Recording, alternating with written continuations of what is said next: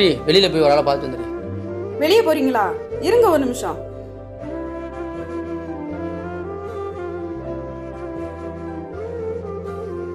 இந்தாங்க, போற வழியில வாடகை காசை கொடுத்துட்டு போங்க.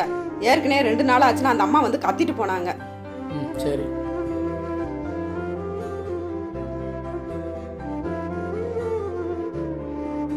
டேய், காலேஜ் போலையா? நீ இங்கே உட்காந்துருக்க?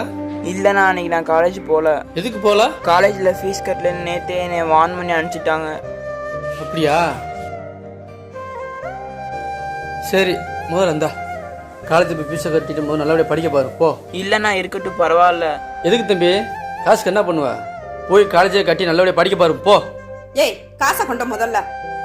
இதுக்கப்புறம் என்ன நடந்துச்சுன்னு பார்க்கணும்னா கீழே இருக்கிற லிங்கை டச் பண்ணி மறக்காம பாருங்க.